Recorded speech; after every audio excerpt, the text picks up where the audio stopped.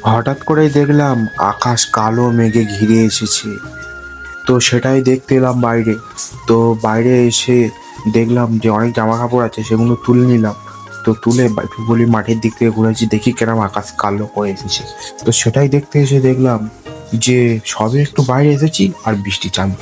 তারা আমাকে দেখে সবাই হিংসা করে, যে ভিডিও একটু বানাবো সেটাও বানাতে দিচ্ছে না। একটু পরে আর একটু পরে এলে কত ভালো হতো। তো সেই কারণেই ছুটে ছুটে বাড়ির দিকে চলে আসতে হলো। তো বাড়ির দিকে চলে এসেছি এখন। প্রচুর জোরে বৃষ্টি হচ্ছে। ঘরে দাবায় উঠে গিয়েছি, তাও ওর শান্তি নেই। গায়ে ঝাপটা ছুঁড়ে মারছে জলে। তো আর কি করা যাবে, সেই কারণেই আমি বলি না, ঘরে চলে যাই। তো ঘর থেকে এখন সেই ভিডিও করছি। দেখুন প্রচুর জোরে ঝড় উঠেছে, আর বৃষ্টি তো হচ্ছেই সেরকম জোরে, কিন্তু বোঝা যাচ্ছে না ফোনের ক্যামেরায়। আকাশ সাদা হয়ে আছে, কিন্তু এই আমার কম দামি ফোন তো সেই কারণে, কিন্তু প্রচুর আকাশ নামে করে আছে, বিদ্যুৎ চমকাচ্ছে। আকাশ তো ডাকছেই, প্রচুর পরিমাণে আকাশ ডাকছে।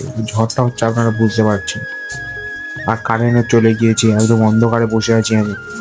তো অন্ধকারে বসে থাকতে থাকতে ভাবছি যে সারা ফোনে তো চার্জ নেই, কি হবে। তো সেটাই ভাবতে ভাবতে হঠাৎ করে একটা চোখে কি এসে পড়লো রে, উফ।